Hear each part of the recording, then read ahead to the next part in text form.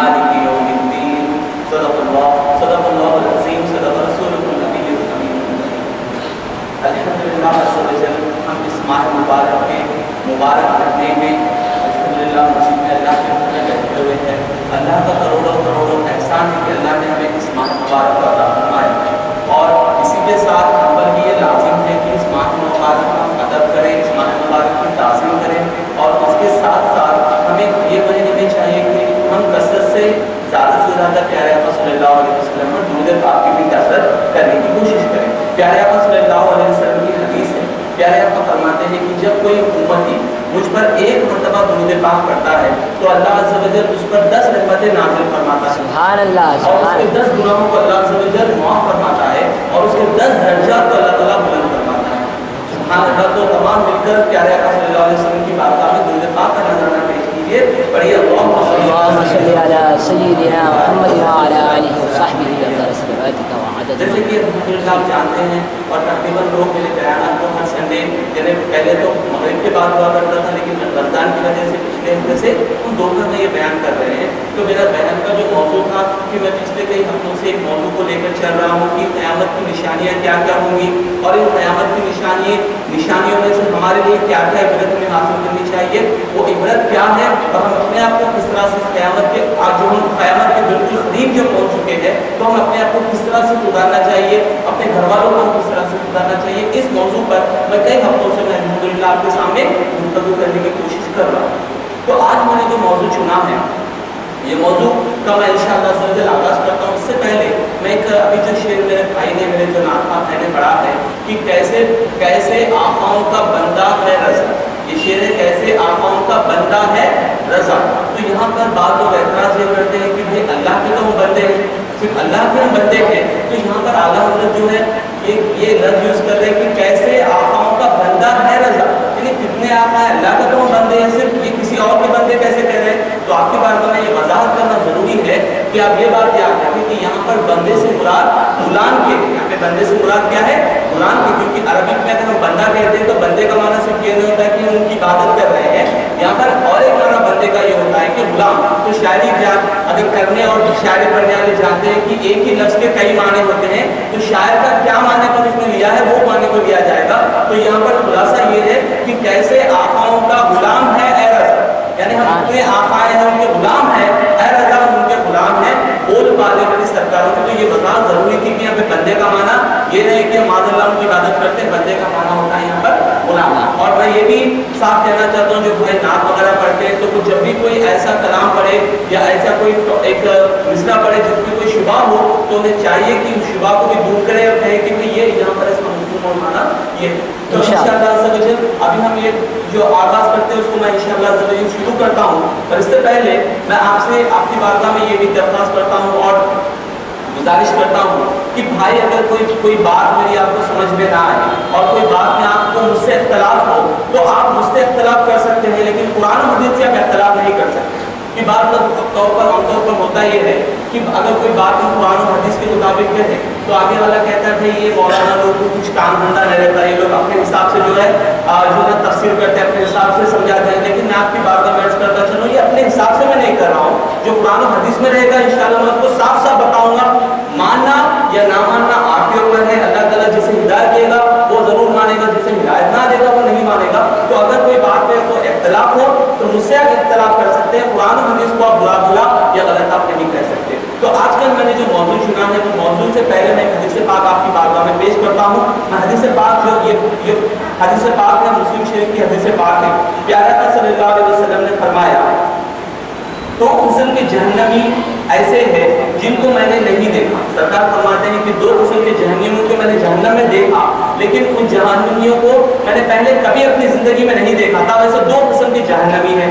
پیارے آقا نے فرمایا وہ لوگ جن کے کوڑے یعنی جو مارتے ہیں ان کے کوڑے جانوروں کی دموں کی طرح ہوں گے اور اس سے وہ لوگوں کو مارتے ہوں گے، یعنی کوڑے لوگ کے ایسے بنائے ہوں گے کہ وہ جانوروں کی دموں کی طرح ہوں گے اور وہ لوگوں کو اس پر مارتے ہوں گے، ظلم کرتے ہوں گے۔ سرکار نے فرمایا ایسے جہنمی ہیں جن کو میں نے جہنم میں دیکھا، پہلے میں نے ایسے لوگوں کو میری زندگی میں حیات میں نے کبھی نہیں دیکھا۔ اس کے بعد پیارے آقا صلی اللہ علیہ وسلم نے فرمایا دوسرے لوگ کون ہیں، اور عورتیں وہ کپڑے پہنے ہوں گی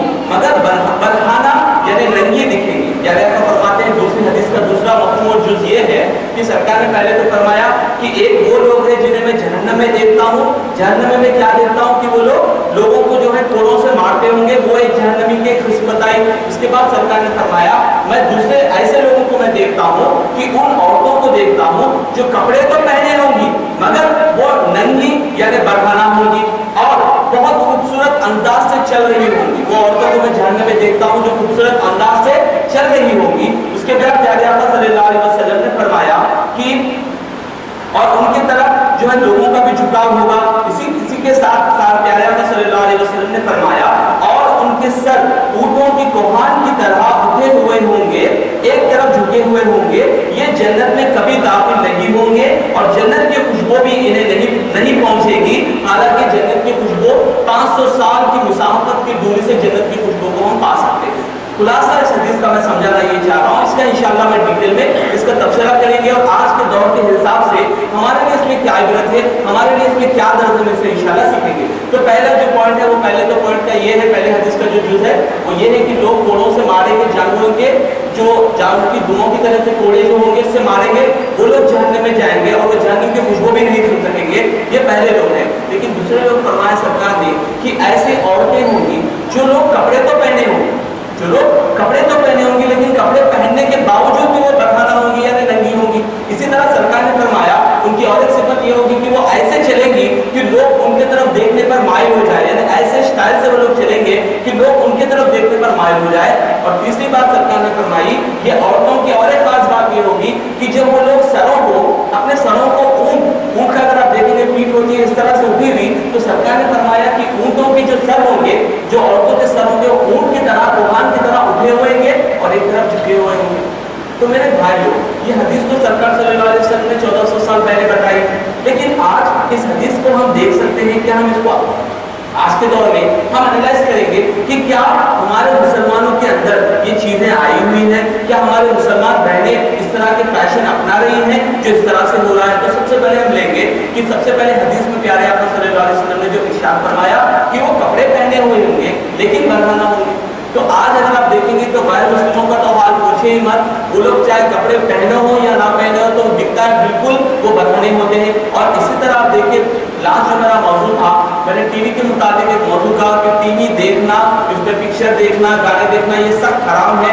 تو ٹی وی آپ دیکھنے سے پرہیز کیجیے. تو آپ اگر کوئی لوگ ٹی وی دیکھنے والے ہو تو غور کیجیے آپ کہ لوگ تو وہاں پر دکھتے ہیں کہ کپڑے پہنے ہوئے ہیں, لیکن اتنے بدتمیز اور اتنے گندے قسم کے کپڑے پہنتے ہیں کہ باہر سے لوگ دیکھے تو معلوم ہوتا ہے کہ وہ عورت جو ہے ننگی ہے. اور سرکار نے اس طرح اشارہ فرمایا کہ بعض لوگ عورتیں ایسی ہوں گی کہ وہ کپڑے تو پہنے گی لیکن وہ لوگ کے کپڑے ایسے ہوں گے کہ وہ دکھیں گے بالکل برہنہ. تو اب اور اس طرف ہم مسلمان بہنوں کی طرف آتے ہیں تو اس پہ ہمارے پاس ایک اور ایک بہت تشویشناک معاملہ یہ ہمارے سامنے آتا ہے کہ بعض مسلمان بہنیں اپنے آپ کو یہ جو بالکل ماڈرن بنا لیتی ہیں, ماڈرن سمجھتی ہیں. تو ان بہنوں کو میں یہ درس دینا چاہتا ہوں, یہ سمجھانا چاہتا ہوں کہ بعض بہنیں کہتی ہیں کہ قرآن میں کہیں پر حجاب کا, کہیں پر قرآن میں جو ہے پردے کا ایسا حکم تو نہیں ہے. یعنی بات ایسے ماڈرن لوگ اور ماڈرن مولوی بھی بن چکے ہیں جو قرآن میں یہ بات صاف کہتے ہیں کہ قرآن میں حجاب کے متعلق یہ تمام چیزیں نہیں ہیں, وہ دور کے حساب سے تھا, یہ دور میں جیسا ہے ویسے ہم کو چلنا ہے.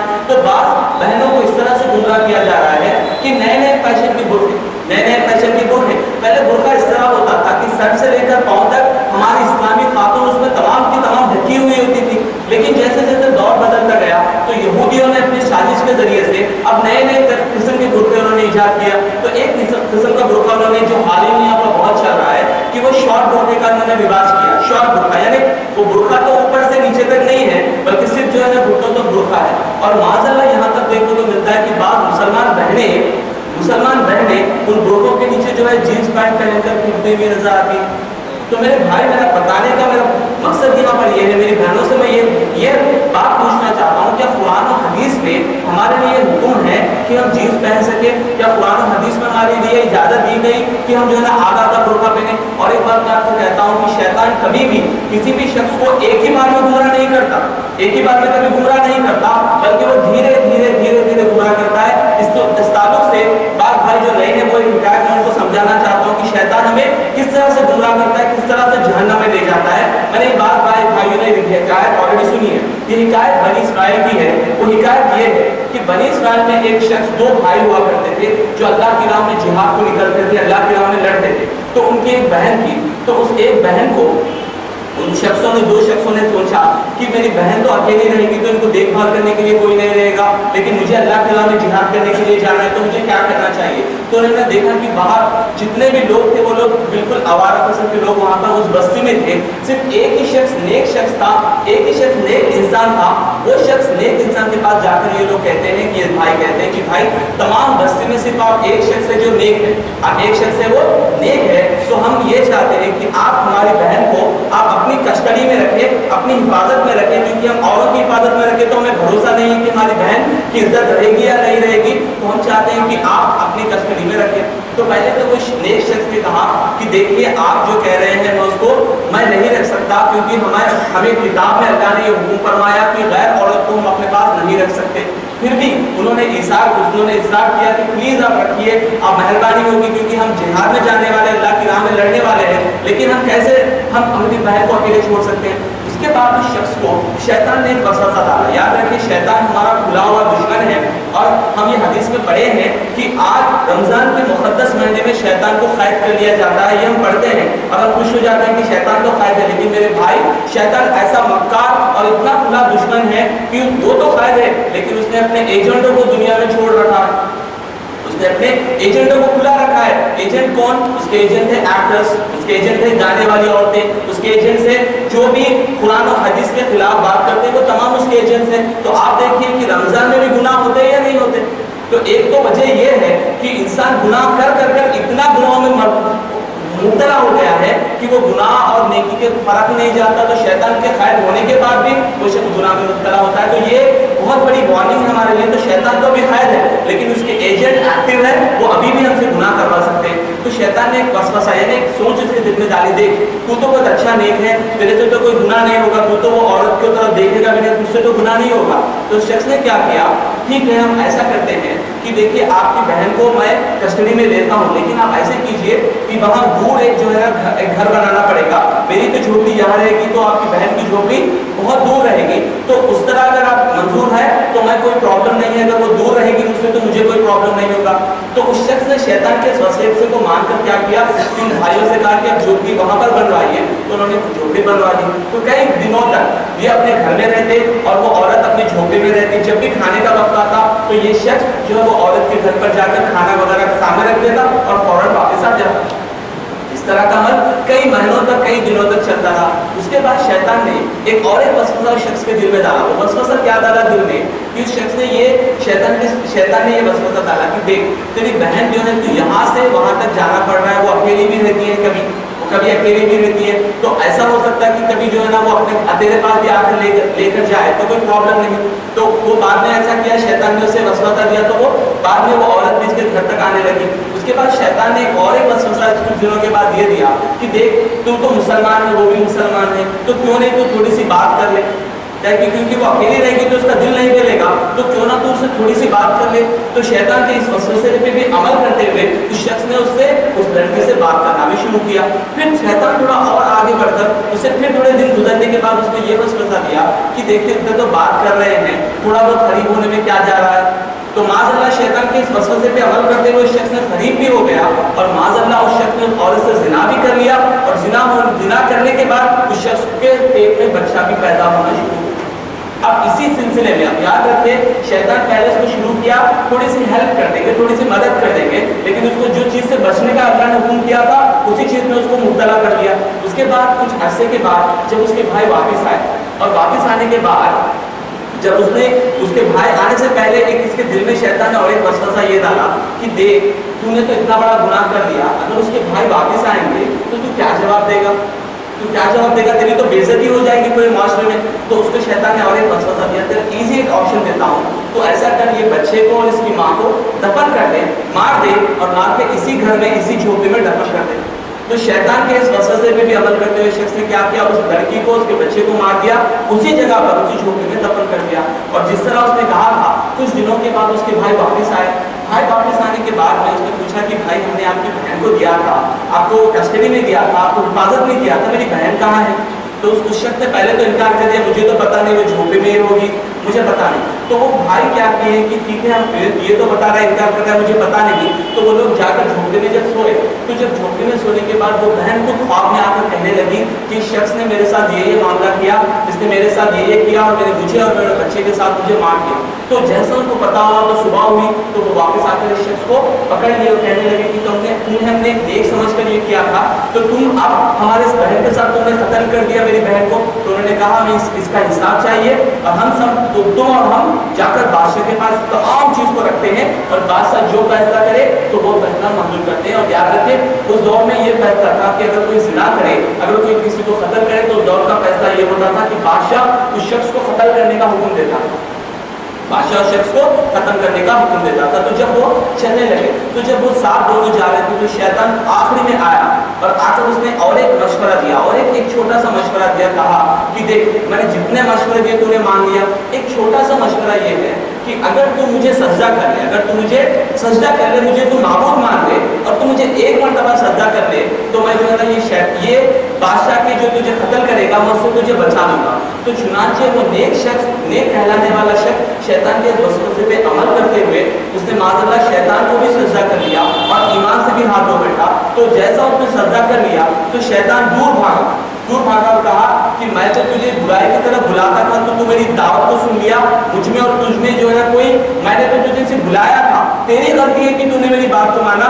میں تو اللہ سے ڈرنے والا ہوں, میں تو اللہ سے خوف رکھنے والا ہوں, تو اللہ کا شریک بنا دیا. اور وہ شیطان اس سے دور بھاگ کر ہٹ گیا. اور بعد میں ہوا یہ کہ وہ بادشاہ کے پاس لے جایا گیا, اور بادشاہ نے حکم دیا کہ اس شخص کو قتل کر دیا جائے. تو میرا بتانے کا مقصد یہ تمام حکایت کا ایک موضوع, یہ حکایت کا جو اگر ہم اس کا عبرت ہم لے تو یہ سمجھ میں یہ آ رہا ہے کہ شیطان نے پہلے تو کہا کہ نیکی کرو, اس کے بعد شیطان نے کیا کیا کہ تھوڑا آگے بڑھا تو اس کو زنا کروایا, تھوڑا آگے بڑھا تو اس نے ایک قتل کروایا, اس کے بعد اس نے تو اس کا ایمان بھی برباد کر دیا, اور اس کے بعد کیا کیا شیطان اس کو چھوڑ گیا. اسی طرح قرآن پاک میں اللہ تعالیٰ فرماتا ہے کہ شیطان جو ہے تمہیں جب بروز قیامت شیطان تمہارے آمنے سامنے آئے گا, لوگوں کے آمنے سامنے آئے گا, تو شیطان سے لوگ کہیں گے کہ تو نے تو ہمیں برباد کر دیا, تو نے تو ہمیں برباد کر دیا, کاش تجھ میں اور مجھ میں پورب اور پچھم کا جو ہے فاصلہ ہوتا. تو شیطان کہے گا کہ میں نے تو تمہیں کچھ نہیں کہا, میں نے جو دعوت دی تھی وہ تو جھوٹی دعوت دی تھی, اللہ کی جو دعوت تھی وہ سچی دعوت تھی, میں نے تو تمہیں جھوٹ کی طرف بلایا تو تم آ گئے. یہ مجھ پر تم گناہ نہ رکھو, یہ خود پر تم گناہ رکھو, کیونکہ تم نے میری بات مان کر خود ہی آ چکے تھے. تو میرے بھائی بتانا مقصد یہ ہے, میری بہنوں کو سمجھانے کا مقصد یہ ہے, اور جو بھائی اپنے بہنوں کو یہ بات سمجھائے کہ شیطان ایک ہی بار آپ کو وار نہیں کرے گا, ایک ہی بار آپ سے برقع نہیں چھینے گا, بلکہ ہوگا یہ کہ پہلے کہے گا کہ بھائی اسلام میں نقاب کی جو ہے نا کوئی حیثیت نہیں, تو پہلے نقاب ہٹایا جائے گا. اور اب یاد رکھیے آج سے 10 سال پہلے جب میں ایک ٹینیج میں ہوتا تھا تو اس وقت میں دیکھتا تھا کہ تمام مسلمان بہنیں نقاب پہنتی تھی, آپ یہ دیکھتے ہوں گے. اس کے بعد جب ماڈرنائزیشن ہوتا گیا تو بعض عورتوں نے نقاب نکالا اس دنیا پہ کہ ہم پڑھنے جا رہے ہیں, ہم ڈاکٹر ہیں, ہم انجینئر ہیں, تو بعض عورتوں نے نقاب نکالا. پھر اس کے بعد اور اس کو بڑھتے گیا تو بعض عورتوں نے اور ایک نیا فیشن ایجاد کیا کہ مونٹو برقعے پہننا شروع کر دیے, یعنی چھوٹے چھوٹے برقعے. اب میں آپ کے پاس سامنے رکھتا ہوں کہ بعض ایسے بہنیں بھی ہیں جو اپنے آپ کو ایڈوکیٹڈ, اپنے آپ کو ہائیلی کوالیفائڈ کہتے ہیں, وہ لوگ برقع ہی نہیں پہنتے, لوگ برقع ہی نہیں پہنتے ہیں. اب جا کر اسے پوچھے کیوں نہیں پہنتے, تو بھائی وہ پرانے زمانے کی بات تھی, آج کے دور میں برقع پہننا بندوں میں جو ہے نا شرم آتی ہے. معاذ اللہ سما معاذ اللہ, جو بہن ایسے کہے کہ مجھے برقع پہننے میں شرم آ رہی ہے, وہ اس حدیث سے درد ہے کہ پیارے آقا صلی اللہ علیہ وسلم نے فرمایا کہ جب میں نے جہنم میں جھانک کر دیکھا تو میں نے دیکھا کہ تقریباً زیادہ سے زیادہ اس جہنم میں نے عورتوں کو دیکھا. یہ بخاری مسلم میں حدیث ہے, سرکار نے فرمایا کہ زیادہ سے زیادہ جہنم میں کون ہوں گی, وہ عورتیں ہوں گی. میری بہنوں, آپ کو یہ سبق اور یہ درس حدیث دے رہی ہے کہ آپ کو چاہیے کہ یہ نہ کہیں کہ مجھے شرم آ رہی ہے, لیکن اس دن کا آپ خیال رکھیے, اس دن کو آپ دیکھیے جس دن قیامت کا دن ہوگا, جس دن جو ہے زمین تانبے کی ہوگی اور سورج سوا نیزے پر ہوگا, قریب ہو جائے گا. تو جب ہمارا کیا حال ہوگا, تو ہمیں چاہیے کہ ہمیں اپنی بہنوں کو, اپنے ماؤں کو یہ ترغیب دلائے کہ آپ کبھی بھی برقعے کو نہ چھوڑے, کبھی بھی اپنے نقاب کو نہ چھوڑے. اور ایک بات اس حدیث میں جو آخری پوائنٹ یہ تھی کہ ابھی میں نے سنا ہے بعض لوگ یہ کہتے ہیں کہ سعودی عربیہ میں ایک نیا اسٹائل آ چکا ہے جس کو کہتے ہیں ہم حجاب, اس کو کہتے ہیں ہم فیشن اور ہم حجاب. اس میں حجاب میں یہ کرتے ہیں عورتیں کہ اپنے جو بال ہوتی ہیں تو تمام بال کو اوپر کر دیں, تمام بال کو اوپر کر کے کلپس وغیرہ لگا کر اس کے اوپر سے نقاب باندھ دیں. حدیث میں جو فرمایا گیا, سرکار نے فرمایا کہ ایسے عورتیں जो जहन्नम की उनको खुशबू भी नहीं मिलेगी, उनका एक अमल ये होगा कि वो सरों पर जो बाल जो हिजाब रहेगा उस पर ये बड़े बड़े जो है ना अपने बालों से खुद ऊपर ऊंचा करेंगे, करने के बाद उस पर हिजाब बांधेंगे। अगर आपको इस चीज को देखना है तो आप सऊदी अरेबिया में रहने वाले कोई भी शख्स से पूछिए कि आज सऊदी अरेबिया में ये फैशन है। और अफसोस की बात यह है बाहर का फैशन आजकल बात जो है यहाँ पर मेहदीपट्टनम टोली चौकी की औरतें जो सऊदी वगैरह से आती हैं या सऊदी में रहकर आई हैं वो लोग ये वर्क कर रही है। तो मैं उन शख्सों को, उन लोगों को ये दावत देना चाहता हूँ कि सुन लीजिए, अगर दुनिया में आपने फैशन अपना लिया तो कुछ होने वाला तो दुनिया में नहीं है, लेकिन आखिरत में ये होगा कि अल्लाह के रसूल ने फरमाया ऐसी औरतों को जन्नत की खुशबू, तो जन्नत तो दूर की बात है, जन्नत की खुशबू भी नहीं मिलेगी। और प्यारे आका फरमाते हैं जन्नत वो चीज है कि 500 किलोमीटर दूर यानी 500 मील दूर अगर आप ठहरेंगे तो जन्नत की खुशबू आपको महसूस होगी। प्यारे आका ने फरमाया कि वो लोग को जन्नत की खुशबू तक नहीं मिलेगी। अल्लाह अकबर। तो हमारे लिए ये दर्स है मेरे भाइयों कि आप अपने बहनों को, अपने अगर वाइफ है, अपने अगर माँ है, तो उनको समझाइए कि मेरी बहन, मेरी माँ, इस तरह के फैशन में आप मत जाइए, इस तरह से जो है ना ऊँट के कोहान की तरह फैशन मत कीजिए, इस तरह के मॉन्टो कुर्ते आप मत पहनिए। अगर हम इस तरह अपने बहनों को नहीं समझाएंगे मेरे भाई, आप याद रखिए जब दज्जाल निकलेगा, हदीस पाक का मफ़हूम सुना रहा हूँ, जब दज्जाल निकलेगा तो उसका सबसे बड़ा टारगेट होगा औरतें, सबसे बड़ा टारगेट होगा और वो इंसानों को, आदमियों को कुछ ज्यादा नहीं फेंक पाएगा, लेकिन सबसे ज्यादा दज्जाल जिसको टारगेट करेगा वो औरतें होंगी। सारे आका सल्लल्लाहु अलैहि वसल्लम की हदीस पाक है, प्यारे आका ने फरमाया कि आखिरी ग्रोह जो दज्जाल के साथ निकलेगा, यानी जो दज्जाल के साथ जो आखिरी ग्रोह निकलेगा वो ग्रोह जो है औरतों का होगा। तो ये औरतें आखिर किस तरह से दज्जाल की जाल में फंसेंगी, किस तरह से वो लोग जो है ना दज्जाल के शिकंजे में आएंगी, हम उसको देखेंगे। और आज के हालात में, आज के दौर में, आज की दुनिया में जो हमारे सामने हो रहा है, हम उस चीज को भी हम देखने की कोशिश करेंगे। और इस मकसद हमारा ये है कि हम अपनी बहनों की इस्लाह करें, हम अपने घर वालों की इस्लाह करें, ताकि वो जहन्नम से और दज्जाल के फितने से वो बच सके। तो आप एक बात याद रखें कि ये आखिर दज्जाल किस तरह से जो है औरतों को बहकाता है, किस तरह से दीन से फेरता है। तो मैं आपके सामने एक आर्टिकल पेश करता हूं जो मैंने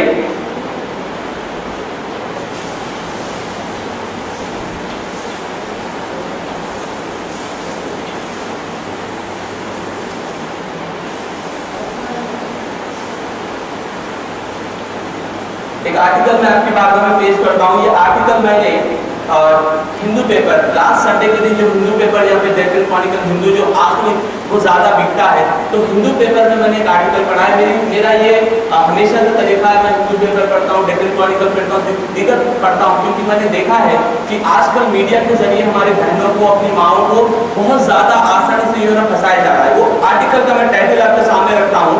आपका आर्टिकल का टाइटल है no second wife please. Article का टाइटल क्या है? No second wife please. और यहाँ पर देखिए मुसलमान खातून की जो है 3 तस्वीर है और यहाँ पर बड़े अक्षरों में लिखा है नो सेकेंड वाइफ प्लीज। इसके बाद यहाँ पर ये लिखने वाली जो औरत है जिसको ये बयान दिया गया था, इसका नाम है ज्योति, जिसको एक मुसलमान औरत ने बयान दिया। तो वो कहती है will the Muslim personal law make polygamy illegal, यानी ये कहती है कि क्या इस्लाम में 2 शादियां करना या 2 से ज्यादा शादियां करना क्या ये हराम होगा या नहीं होगा, यानी ये कब लोग हराम करेंगे। तो यानी ये आर्टिकल मैंने पढ़ा है, ये आर्टिकल को लिखने वाली जो एक्शन में ये चीज को शुरू करने वाली का जो ऑर्गेनाइजेशन का नाम है भारतीय महिला मुस्लिम आंदोलन। ये ऑर्गेनाइजेशन जो शुरू हुआ है उस ऑर्गेनाइजेशन का नाम है भारतीय महिला मुस्लिम आंदोलन। अब ये लोग का पॉइंट ये है, ये लोग का कहना ये है, ये आंदोलन जो शुरू की है इसका ये शुरू करने वाली औरत का नाम मैं कहता हूँ नूरजहां सफिया नियाज, जो one of the founder of this organisation. तो इनका बोलना मकसद क्या है, मैं आपको समझाने की कोशिश कर रहा हूँ। तो ये ऑर्गेनाइजेशन का बोलना ये है, ये ऑर्गेनाइजेशन कहती है कि इंडिया में 1 से ज्यादा शादी करना इसको हराम और बैन करना चाहिए। ये क्या कहती हैं? इंडिया में 1 से ज्यादा शादी करने को उसको बैन करना चाहिए। और 3 तलाक जो देते हैं वो ज़बानी 3 तलाक देते हो 3 तलाक होती है, क्योंकि कुरान और हदीस का यही हुक्म है। तो ये कहते हैं कि नहीं, उसको भी बैन करना चाहिए। और ये भी कहते हैं अगर किसी ने 3 तलाक दे दिया, तो इस्लाम कहता है अगर किसी ने 3 तलाक दे दिया तो वो औरत से वो हर की शादी कर ही नहीं सकता, जिंदगी भर नहीं कर सकता। हत्ता के वो औरत किसी और से शादी करे, वो शादी करने के बाद अगर वो डाइवोर्स दे, अगर ना दे तो उसकी मर्जी है, अगर वो देने के बाद ही उस औरत से हम निकाह कर सकते हैं। यानी बात लोग ऐसे निकल गए, 3 तलाक देने के बाद कहते हैं कि मैं अल्लाह ताला से मैं माफी मांग लिया, अल्लाह ताला माफ करने वाला है, वही बीवी को फिर दूसरे अपने निकाह में रखते हैं तो याद रखिए ये सब हराम है। सूरह बकरा आयत नंबर 230 में अल्लाह ने फरमाया कि अगर तुमने तीसरी तलाक दे दी तो वो तुम्हारे निकाह से निकल गई, हमेशा के लिए तुमसे निकल गई, हत्ता कि अगर वो दूसरी शादी करे और दूसरे शौहर उसको तलाक दे तो जब तुम मिल सकते हैं उससे पहले नहीं मिल सकते। तो ये कुरान की आयत नंबर सूरह बकरा 230 आयत में अल्लाह ने फरमाया कि तुम अगर 3 तलाक दे दो तो होने के बाद अपनी बीवी को साथ नहीं रख सकते। लेकिन ये औरत क्या करे, मैं आपको बता रहा हूँ। यह औरत कहती है, देखिए यहाँ पर ये कहती है कि अच्छा The draft makes, मैं इंशाल्लाह इसका ट्रांसलेशन भी करूँगा, The draft makes many common practices illegal, यानी ये कहती है इन्होंने जो लॉ बनाया है इनके हिसाब से कई चीजें जो मुसलमान में भी है उसको ये इलीगल बनाना चाह रही है, illegal including under as marriage, यानी अगर कोई शख्स अगर अपनी बेटी वगैरह अपने बेटे को जो है जैसा वो बालिग हो जाए तो शादी करवाना चाहे तो वो हराम कहती है, इन्हें इलीगल बनाना चाह रहे हैं। दूसरी बात ये है कि यूनिलैटरल ओरल एंड इंस्टेंट तलाक, यानी ज़बानी तलाक को लोग बैन करवाना चाह रहे हैं। तीसरी बात ये है making the women give up हर महर, यानी जो महर में औरतों को देना होता है वो महर जो औरतों को मिलता है वो कंपल्सरी वो लेना है। और ये कहती है एंड हलाला, इसका जो मैंने जो कहा उस हलाला the practice by which you remarry your diverse wife only after she consummates her marriage with another man and is then divorced by him. This has no mention in the Quran. It's become a prostitution racket in the places in Lucknow, says Nurjahan. मैं आपको बताना ये चाहता हूँ, मैं इसका खुलासा समझाता हूँ। ये कहते हैं सबसे पहले कि 3 तलाक जो अभी मुसलमानों में जो रूल कुरान के मुताबिक है वो इसको निकालना चाहती है। एक औरत इसका आंदोलन ये निकालना चाहता है, कुरान की चीज को बदलना चाहता है। दूसरी चीज उन्होंने कहा कि हलाला, यानी अगर हम किसी को 3 तलाक दे तो वो औरत से हम शादी उस वक्त तक नहीं कर सकते जब तक कि वो किसी और से शादी न करे। इस प्रैक्टिस को कहते हैं हलाला। तो ये कहती है कि वो प्रैक्टिस भी नहीं होना चाहिए, यानी अगर हम 3 तलाक करा भी दे तो भी हम उस औरत से शादी कर सकते हैं। तो मेरे भाई मैं पूछना ये चाहता हूँ कि ये तमाम आर्टिकल लिखकर ये करना क्या चाह रही है, करना क्या चाह रही है। मैं आपको कुरान पाक की आयत पेश करता हूँ आपके सामने, आप पहले उस आयत को समझिए, इंशाल्लाह उसके बाद आप देखिए कि इसका मफहूम क्या है। सूरह तौबा आयत नंबर 31 में अल्लाह अज़्ज़ व जल्ल ने फरमाया, उसका तर्जुमा है इन्होंने अल्लाह अज़्ज़ व जल्ल किताबियों को खिताब करते हुए यानी अहले किताब यहूदी और नसरानियों के खिताब करते फरमाता है इन्होंने अपने पादरियों और अपने जोगियों को अल्लाह के सिवा खुदा बना लिया और मसीह इब्ने मरियम को। सूरह तौबा आयत नंबर 31 में, सूरह तौबा आयत नंबर 31 में अल्लाह फरमाता है किसके मुताबिक, यहूदियों और ईसाइयों के मुताबिक अल्लाह फरमाता है कि इन्होंने अपने पादरियों ने जो फादर होता है चर्च में और जोगियों यानी जो यहूदियों के जो बड़े होते हैं उनको रबी कहते हैं, रबी यानी जोगी कहते हैं। तो ये लोग को इन्होंने अल्लाह के सिवा खुदा बना लिया। तो जब ये आयत सुनी, एक क्रिश्चियन शख्स था जो इस्लाम कबूल करने के लिए प्यारे आका की बारगाह में आया था, वो बहुत दूर का शख्स रहने वाला था। जब उसने ये आयत सुनी तो उसके पास जब आया तो सरकार सल्लल्लाहु अलैहि वसल्लम के पास आकर अर्ज़ करने लगा, या रसूल अल्लाह, इस आयत में जो तीसरी चीज़ है वो मानते हैं हाँ हम नसारा ने हज़रत ईसा अलैहिस्सलाम को अल्लाह का बेटा कहा, हम इस बात को मानते हैं, लेकिन या रसूल अल्लाह हमने कभी हमारे जो है अपने फादर्स यानी जो पादरी होते हैं, जो जोगी होते हैं, उनको हमने कभी इबादत नहीं किया, कभी सजदा नहीं किया। तो प्यारे आका सल्लल्लाहु अलैहि वसल्लम ने जवाब में फरमाया, मुझे ये बताओ क्या तुमने अपने पादरियों और जोगियों की बात मानकर अल्लाह ने जो हलाल किया था उसको तुमने हराम माना है या नहीं माना? तो उन्होंने कहा हाँ हमने माना। उसके बाद प्यारे आका सल्लल्लाहु अलैहि वसल्लम ने पूछा जो चीज़ को अल्लाह ने हराम की थी अपने फादर और अपने रबी के बताने पर क्या तुमने उसे जायज़ माना या नहीं माना? तो उन्होंने कहा कि हाँ हमने माना। तो प्यारे आका ने फरमाया कि यही तो अल्लाह की बारगाह में शिर्क करना है, क्योंकि अल्लाह ने जिस चीज़ को हलाल किया कोई शख्स उसको हराम नहीं कर सकता। जो हराम करेगा वो शख्स अल्लाह की बारगाह में शरीक ठहराने वाला है। इसी तरह जिस चीज़ को अल्लाह ने हराम किया उस चीज़ को कोई हलाल नहीं कर सकता। जो इसे हलाल माने, जो इसे हलाल कहलाए, वो शख्स दायरे इस्लाम से खारिज है और वो शख्स मुशरिक है। यह सूरह तौबा आयत नंबर 31 का खुलासा है। तो अब मुझे आपकी बारगाह में मैं पेश करता हूँ कि आखिर अल्लाह ने जो हुक्म फरमाया कि तुम्हें शादी करना, ये तो कहते हैं कि भाई नो सेकंड वाइफ प्लीज, इनके क्या है title, no second wife please, यानी आप दूसरी शादी नहीं कर सकते। तो मैं आपकी बारगाह में इस दूसरी शादी के मुताबिक एक बहुत इंपॉर्टेंट डिस्कशन रखना चाहता हूँ ताकि हमारे आदमियों में जो मिसकंसेप्शन बैठा हुआ है वो भी दूर हो और अपनी बहनों में जो मिसकंसेप्शन है वो भी दूर हो। और एक बात याद रखें, کہ یہاں پر یہ ڈسکشن میں قرآن و حدیث کے روح سے بتا رہا ہوں. اگر کوئی بہن یا کوئی ماں کو میری بات بری لگے تو یاد رکھیں میں اپنی طرف سے نہیں کہہ رہا ہوں, قرآن کی بات آپ کی بارگاہ میں پیش کرتا ہوں. تو یہاں پر قرآن کی میں آیت آپ کی بارگاہ میں پڑھتا ہوں. اب غور سے آیت کو سنیے. سورہ نساء آیت نمبر 4. سورہ نساء آیت نمبر 4 میں اللہ عز و جل فرماتا ہے شادی کے متعلق, اور اگر تمہیں اندیشہ ہو کہ تم یتیم لڑکیوں میں انصاف نہ کرو گے تو نکاح میں لاؤ اور جو عورتیں تمہیں پسند آئے. اللہ نے فرمایا اگر تم یتیموں میں, یعنی اس دور میں یہ ہوتا تھا, یہ آیت کا پس نظر بھی سمجھاتا ہوں, اس دور میں جو یہ لوگ یتیم ہوتے تھے تو ان کو حکم دیا گیا ہے کہ جو یتیم ہو تو تم سے شادی کر لو. جب تم سے شادی کر لو گے تو ان کا مال تم ناحق نہیں کھا سکو گے اور تم مل کر ان کے ساتھ رہ سکو گے. تو اس دور میں بعض لوگ جو ہے وہ عورتوں کو پسند بھی نہیں کرتے تھے لیکن پھر بھی مجبوراً ان کو شادی کرنا پڑتا تھا. تو بعض لوگ دولت کے لیے شادی کرتے تھے, یتیم لڑکیوں سے دولت کے لیے بھی شادی کرتے تھے. تو اللہ نے حکم اتارا, نازل فرمایا کہ اور اگر تمہیں اندیشہ ہو کہ تم یتیم لڑکیوں میں انصاف نہ کرو گے تو نکاح میں لاؤ جو عورتیں تمہیں پسند آئے, 2 یا 3 یا 4.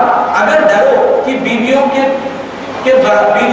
کو برابر نہ رکھ سکو گے تو ایک ہی کرو, یا کنیزیں جن کے تم مالک ہو, یہ اس سے زیادہ قریب ہے کہ تم سے ظلم نہ ہو. میں آپ کی بات میں اس آیت کی تفسیر اور اس کا مفہوم اور معنی سمجھانے کی کوشش کرتا ہوں, اور آج کے دور میں جو مسکنسیپشن اس آیت کے مطابق ہے اس کو بھی میں انشاءاللہ کھول کر رکھنا چاہتا ہوں. تو اس آیت میں فرمایا گیا کہ حکم دیا گیا اللہ نے کہ تم چاہے تو 1 یا 2 یا 3 یا 4 کر سکتے ہیں. اس میں آیت قرآن کی آیت ہے کہ اللہ نے فرمایا کہ جو تمہیں پسند آئے 1 کرو یا 2 کرو یا 3 کرو یا 4 کرو. تو سب سے پہلی بات میں آپ کی بات میں عرض کرنا چاہ رہا ہوں ان بھائیوں سے, ان ماؤں سے, کہ بعض بہنوں کے سامنے اگر کوئی شوہر کہے کہ بھائی میں دوسری شادی کرنا چاہتا ہوں تو بعض مسلمان بہنیں کہتی ہیں اگر تم کرو گی تو میں تم پر کورٹ کیس ڈالوں گی 498A, یہ جو ہے ڈاؤری کیس ہوتا ہے, تو کہتی ہیں کہ 498 کیس ڈال کر تمہیں اندر کر دوں گی, اور اگر تمہیں شادی کرنا ہے تو پہلے مجھے ڈائیورس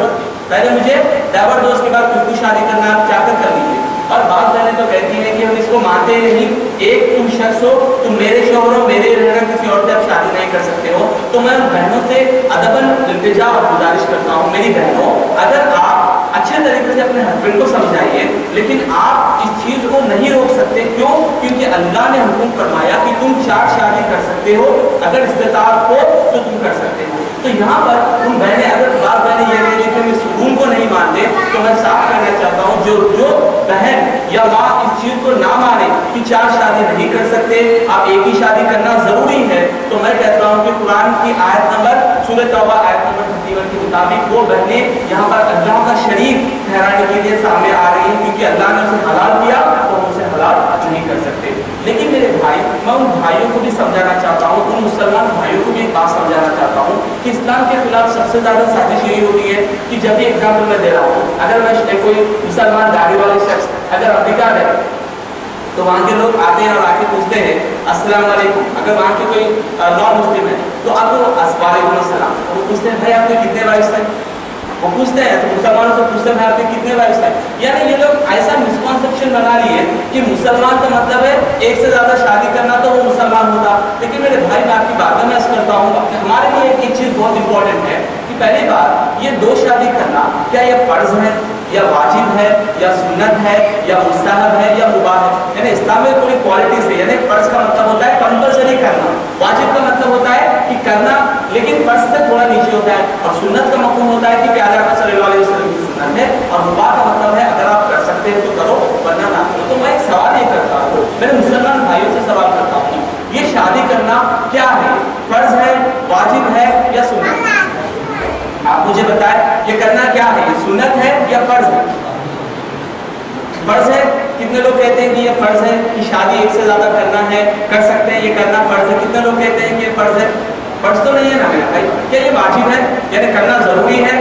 نہیں, صرف اور صرف یہ ہے کہ یہ سنت ہے, صرف اور صرف یہ کیا ہے, سنت ہے. تو میرے بھائی میں ان بھائیوں کو سمجھانا چاہتا ہوں کہ یہاں پر اللہ نے صرف یہ نہیں کہا کہ تم جا کر 1 یا 2 یا 3 4 شادی کرو. اللہ نے آگے فرمایا یہ غور سے سنیے کہ یہ اللہ نے فرمایا تو نکاح میں لاؤ جو عورتیں تمہیں پسند آئے, 2 3 یا 4, لیکن اس کے بعد اللہ نے کنڈیشن رکھا. وہ کنڈیشن یہ ہے اگر ڈرو کہ بیویوں کو برابر نہ رکھ سکو گے تو ایک ہی کرنا. یہاں پر ہمارے مسلمان بھائیوں کے لیے بہت اہم پوائنٹ ہے. اللہ نے آگے آیت میں فرمایا کہ مسلمانوں تم 1 یا 2 یا 3 یا 4 شادی کر سکتے ہو, لیکن اگر تم 2 بیویوں کے بیچ میں انصاف نہ کر سکو تو ایک ہی شادی کرنا. تو میں ان بھائیوں سے سمجھانا چاہتا ہوں جو ایک وائف کو تو عالیشان محل میں رکھتے ہیں, اکثر لوگ ایسے ہیں عالیشان محل میں رکھتے ہیں, اور دوسری بیوی کو جو ہے نا کہیں پر ایک سیکرٹ طریقے سے شادی کر کے جو ہے نا باہر ایک کرایے کے مکان میں رکھتے ہیں. یہاں پر بھی جاتے ہیں, وہاں پر بھی جاتے ہیں, اور بعض لوگ کیا کرتے ہیں 3 اس میں 4 حکم ہے نا, تو ایک کو جو ہے نا عالیشان محل میں رکھے, ایک کو جو ہے نا نارمل سے گھر میں رکھے, ایک کو کرایے کے گھر میں رکھے, ایک کو کرایے کے گھر میں رکھے. یاد رکھو میرے مسلمان بھائیوں, جو اس طرح کا عمل کرتے ہو یہ سب حرام ہے اور قرآن کے خلاف ہے. یہ کوئی آپ کو ثواب ملنے والا نہیں ہے. جب آپ قیامت کے دن جب اللہ کے سامنے ٹھہرائے جائیں گے تو اللہ تعالیٰ تم سے اس چیز کی پرسش کرے گا اور پوچھے گا کہ میں نے تو تمہیں حکم دیا تھا, وہ حکم یہ تھا کہ تم 2 بھی شادی کرتے تو دونوں کے بیچ میں انصاف رکھتے. تو آج کل کا حال کیا ہوا کہ انصاف رکھ سکتے ہیں. اب اور ایک بات یاد رکھیں, انصاف کا مفہوم اور معنی یہ ہے. اور ایک بات میں آپ کے سامنے کھلے انداز میں کہنا چاہتا ہوں, جو مسلمان بھائی نہ نماز 5 ٹائم کی نہیں پڑھتا, ٹھیک, رمضان کے روزے نہیں رکھتا, ٹھیک, اور اللہ کے بتائے ہوئے احکام پر عمل نہیں کرتا, اس شخص کو تو حق ہی نہیں ہے کہ وہ جو ہے 2 شادی کرے. میں کھلا بول رہا ہوں. کیوں؟ وجہ یہ ہے میرے بھائی, کیونکہ جب تم قرآن کے فرض پہ عمل نہیں کر رہے ہو, قرآن کے واجب پر عمل نہیں کر رہے ہو, سرکار کی سنت پر عمل نہیں کر رہے, اور یہ چیز تو ایک مستحب عمل ہے. مستحب کو لا کر آپ کہتے ہو کہ میں 2 شادی میں جو قرآن میں, تو قرآن میں اللہ نے فرمایا اقیموا الصلاۃ اتیوا الزکات, اللہ نے فرمایا کہ نماز قائم کرو, اللہ نے فرمایا زکات دو. نہ تم نماز پڑھتے ہو نہ زکات دیتے ہو, پھر 2 شادیاں کرنے کا حکم تم نے کس نے دیا؟ تو میرے بھائی یاد رکھو, جو مسلمان بھائی اپنے بیوی کو بتائے بغیر باہر جا کر جو ہے کہیں اور ایک چھوٹے سے مکان میں لے کر دوسری شادی کرتے ہیں, تو میں کہتا ہوں کہ ایسی شادی کرنا وہ شخص کے لیے درست نہیں. وہ شخص نے اپنی بیوی کے ساتھ ناانصافی کی, کیونکہ اللہ نے یہ حکم فرمایا کہ اگر تم دونوں شادی کرے ہو تو دونوں کے ساتھ انصاف کے ساتھ رہو. اور انصاف کا معنی یہ ہے, سن لیجیے, انصاف کا معنی یہ ہے کہ جس طرح کے گھر میں آپ پہلی بیوی کو رکھتے ہیں اسی طرح کے گھر میں دوسری بیوی کو رکھنا ہے. جس طرح کے زیور آپ پہلی بیوی کو دلاتے ہیں اسی طرح کے زیور دوسری بیوی کو دلانا ہے. جو کپڑے, جو لباس, جو کھانا جس طرح سے آپ پہلی بیوی کو کرتے تھے اسی طرح دوسری بیوی کو بھی کرنا ہے. اور ایک بات آپ یاد رکھ لیجئے, اگر آپ کے دل میں خیال ہو کہ میں دوسری شادی کروں, لیکن آپ کے پریزنٹ ڈے آپ کے پاس بہت بڑا گھر ہے, تو آپ یہ بھی نہیں کر سکتے کہ وہ گھر کو بیچیں گے. آپ یہ نہیں کہہ سکتے, ایگزامپل مثال کے طور پہ میرے پاس ایک 40 لاکھ کا مکان ہے میرا ایگزامپل, ٹھیک ہے, تو اب میرے مکان میں صرف ایک ہی فیملی رہنے کی گنجائش ہے, تو میں یہ نہیں کر سکتا کہ وہ مکان کو بیچ دینا. بیچنے کے بعد میں اور ایک 20 لاکھ کا ایک مکان 20 لاکھ کا ایک مکان لے کر 2 شادی میں نہیں کر سکتا. وجہ کیوں؟ کیونکہ اس سے ایکچوئل میں پہلی بیوی کی حق تلفی کر رہا ہوں. میں کیا کر رہا ہوں؟ پہلی بیوی کی حق تلفی. تو اسلام میں عورتوں کو جو مقام دیا گیا ہے کسی بھی ریلیجن میں نہیں دیا گیا.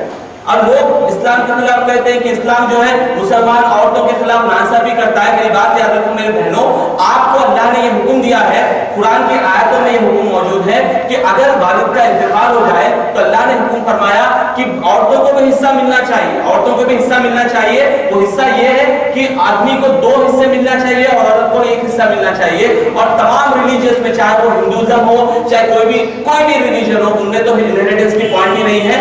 وہ لوگ کے پاس تو یہ حال ہے, اگر بیٹی کی شادی وہ کرتی ہے تو وہ بیٹی کو اپنی گھر کی بیٹی بھی نہیں مانتے, یعنی شادی کرنے کے بعد وہ کمپلیٹلی پرائی ہو جاتی ہے. لیکن اسلام کی خوبی یہ ہے کہ اگر آپ شادی کرنے کے باوجود بھی, شادی ہونے کے باوجود بھی اللہ کا یہ حکم قرآن میں ہے کہ اس بہن کو ہمیں جو ہے ترکے میں سے حصہ دینا چاہیے. اور ان بھائیوں کو بھی میں سمجھانا چاہتا ہوں, میں نے بہت سارے کیسز دیکھے ہیں, میرے بھی کچھ فیملی ریلیشن میں یہ کیسز ہے کہ جب والد صاحب کا انتقال ہو گیا, ایک پراپرٹی ہے, تو وہ پراپرٹی کو جب بانٹنے کا موقع آتا ہے تو ہمارے بھائی کہتے ہیں, اٹھتے ہیں بڑے رباط سے اٹھ کے کہتے ہیں کہ بھائی بہنوں والا کو حصہ نہیں دینا چاہتے. کیا کہتے ہیں؟ بہنوں کو ہم حصہ نہیں دینا چاہ رہے. تو میں بھائیوں سے پوچھتا ہوں, بھائی آپ کو یہ حق کس نے دیا, آپ کو یہ حق کس نے دیا؟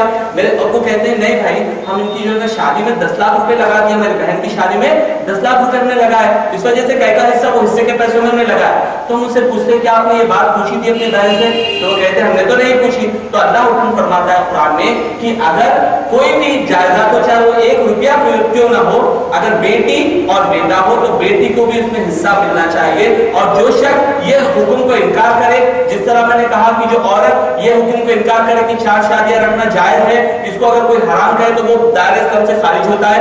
इसी तरह अगर कोई भाई अपनी बहन को हिस्सा ना दे तो वो याद रख ले सूरह तौबा आयत नंबर 31 के मुताबिक जो अल्लाह ने हलाल किया कि औरत को भी हिस्सा मिलना चाहिए, तो आपका फर्ज है कि आप अपनी बहन को भी हिस्सा दे।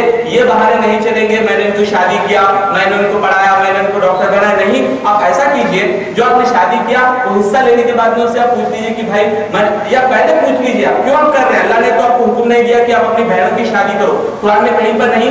ये हुक्म जो है ये वालिदैन के ऊपर है। अगर आप भाई होने के नाते उनकी जिम्मेदारी लेते हैं तो आपको चाहिए कि उनसे पहले परमिशन ले कि मैं तो अभी लगा रहा हूँ, आपका जब तड़का मिलेगा तो आप मुझे दे सकते हैं। अगर वो कहे हाँ तो इसमें सूरत बन सकती है, लेकिन बहनों को अपनी जायदाद से दखल बेदखल करने का किसी को हुक्म भी नहीं है। तो मैं और एक बात ये कहता हूँ कि जो लोग बाद लोग जो हिंदू लोग, बाद हिंदुइज्म के लोग जो है बहुत ज्यादा नेट पर पुकारा करते हैं कि इस्लाम में इक्वालिटी नहीं है, यानी औरत और मर्द को इक्वल नहीं देखा जाता। इस्लाम में जो है एक हिस्सा मिलता है आदमी को और 2 हिस्से मिलते हैं आदमी को, एक हिस्सा मिलता है औरत को, बहुत ज्यादा पुकारा करते हैं इस्लाम में इक्वालिटी नहीं है। तो मैं उन लोगों से पूछना चाहता हूँ, क्योंकि ये बयान मेरा नेट पर भी जाता है, तो उनसे मैं पूछना चाहता हूँ बताइए कि आपके कौन से ग्रंथ में, आपके कौन से बुक में ये लिखा हुआ है कि औरत और मर्द बराबर है या औरत और मर्द को बराबर हिस्सा देना चाहिए। मेरे भाई याद रखिए उनकी कोई बुक में ये है ही नहीं। बाद में आने के बाद गवर्नमेंट ने ये चीज को लिख लिया कि जो है ना according to so and so act of Hinduism there is so and so thing has to be done, यानी पहले तो उनके पास लिखा हुआ नहीं। और एक बात याद रखिए, ये लोग हम पर ताना देते हैं, कहते हैं कि भाई तुम्हारे पास तो 4 शादियां करने का हुक्म है। तो मैं उनसे कहना चाहता हूं कि भाई तुम्हारे पास तो जितने चाहे उतनी शादियां करने का हुक्म था। कुछ सालों पहले तुमने हिंदू मैरिज एक्ट के तहत तुमने एक शादी करने को अपने ऊपर लाजिम कर लिया, लेकिन तुम्हारे बुक्स के मुताबिक कई तुम्हारे ऐसे लोग हैं जिनके कई हजारों बीवियां भी हुआ करती थी, कई बीवियां हुआ करती थी। तो मैं बताना ये चाहता हूं, मेरा बताने का मकसद ये है कि आप इस बहकावे में ना आए। अगर कोई आपसे कहे कि भाई मुसलमानों में इनइक्वालिटी है तो आप उससे पकड़कर पूछें कि भाई तुम्हारे मजहब तो लेकर तो आकर बताइए आपके मजहब की किताब में कौन सी इक्वल की बात की जाती है। तो मेरी बहनों से मैं ये गुजारिश करना चाह रहा हूँ कि इन दज्जालों को, जो जैसे आर्टिकल लिखकर मुसलमान बहनों को भड़का रही है, इन दज्जालों के एजेंटों से बचे और अल्लाह के हुक्म पर आप चले। और एक बात मैं अच्छे से एक नुस्खा मेरी बहनों को देना चाह रहा हूँ, अगर कोई भी भाई अगर उनसे आकर कहे कि मैं दूसरी शादी करना चाहता हूँ, तो एक बहुत ईजी टिप ये है कि आप अपने शौहर से ये पूछिए कि आप 5 वक्त की नमाज पढ़ रहे हैं।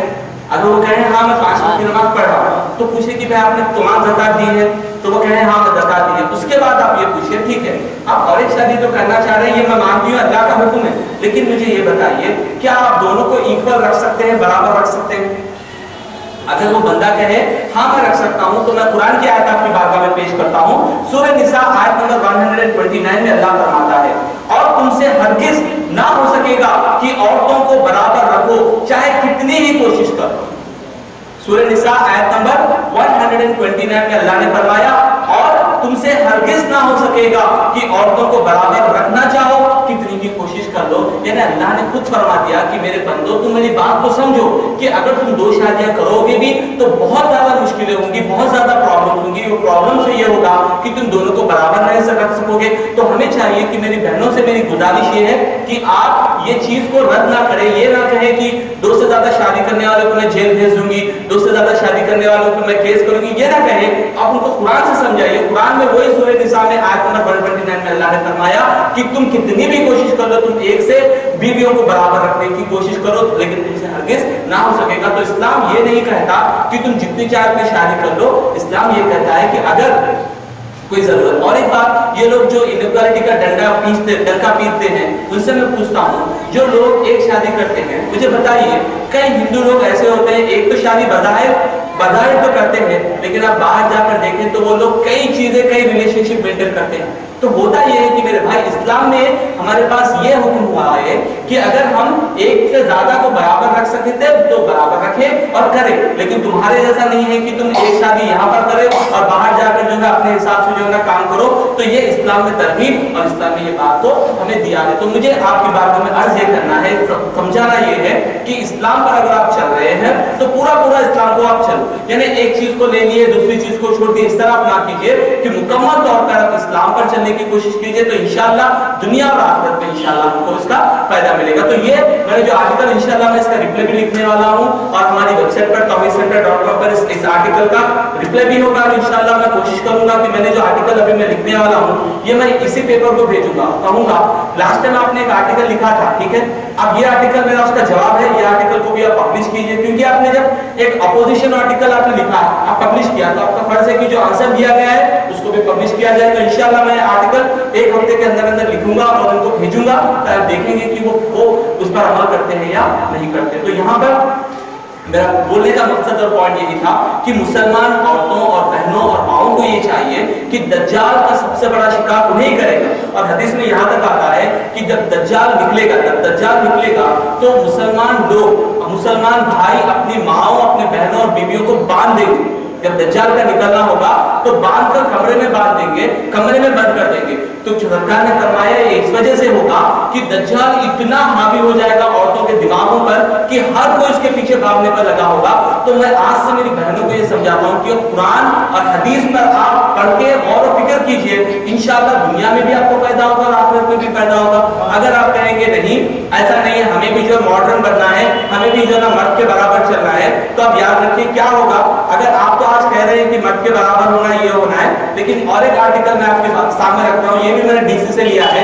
ये आर्टिकल का हेडलाइन है court upholds France been ban. इसका मतलब ये है कि फ्रांस में बुर्का पहनना हराम है, उनके मुताबिक लीगल नहीं। अगर कोई बुर्का पहने तो उस पर फाइन लिया जाता है, बुर्का अगर कोई पहने तो उस पे फाइन लिया जाता है। तो किसी शख्स ने, किसी ग्रुप ने कहा कि ये तो नाइंसाफी है, ये तो हमारे हक को मानना है। तो फ्रांस ने कहा ऐसा कुछ भी नहीं है, तमाम सिटीजन बराबर होना है, जैसे वो लोग हैं वैसे ही तुम होना है, बुर्का वगैरह पहनने की इजाजत नहीं है। तो मैं सवाल ये करना चाहता हूँ मुसलमान बहनों से कि मेरी मुसलमान बहनों आप गौर से सुनिए, अगर खुदा ना खास्ता आप इसी तरह कहें कि हम मुसलमान आर्मी के बराबर होना चाह रहे हैं, मॉडर्न होना चाह रहे हैं, और इंडियन गवर्नमेंट ने एक रूल नाफिज कर दिया और कहा कि इंडिया में भी मुसलमान औरतें बुर्का नहीं पहन सकती, बुर्का ही नहीं पहनना। अगर इंडियन गवर्नमेंट ये रूल ला ले तो आप क्या करोगे? मेरे भाइयों बताइए हम क्या कर सकेंगे? तो मैं ये कहना चाह रहा हूँ कि अगर ये चीज को पहले उन्होंने जो भड़काया है हम उसको वहीं पर बुझा दें, हम कहें कि भाई हमारी मुसलमान बहनें आगे आना चाहिए और कहना चाहिए कि हमें बुर्के से कोई प्रॉब्लम नहीं, हम अपनी खुशी से, हम अपने खुद खुशी से इस्लाम पर अमल करते हुए हम बुर्का पहनते हैं, हम किसी के दबाव पर आकर बुर्का नहीं पहनते, ऑटोमेटिकली वो लोग बंद हो जाएंगे। अगर हम खामोश बैठे रहेंगे तो इनका जो मास्टर प्लान है, अभी जो नेक्स्ट मास्टर प्लान है यूसीसी यूनिफॉर्म सिविल कोड, इस पर ये लोग काम कर रहे हैं। यानी तमाम मुसलमानों को जिस तरह हिंदुओं के रूल्स है, यानी एक शादी करना, इनहेरिटेंस में इक्वल राइट्स देना, तलाक 3 तलाक देने से नहीं होगी, आपको जाकर कोर्ट पर जो है सिग्नेचर लेना। तो मेरे भाई अगर यूसीसी पर अगर अमल करना शुरू कर देंगे, अगर खुदा का खासा वो आ जाएगा तो हम पर लाजिम हम उसको रिजेक्ट कर दे, चाहे हमें मार दिया जाए लेकिन हम उसे इमीडिएटली रिजेक्ट करेंगे। क्यों?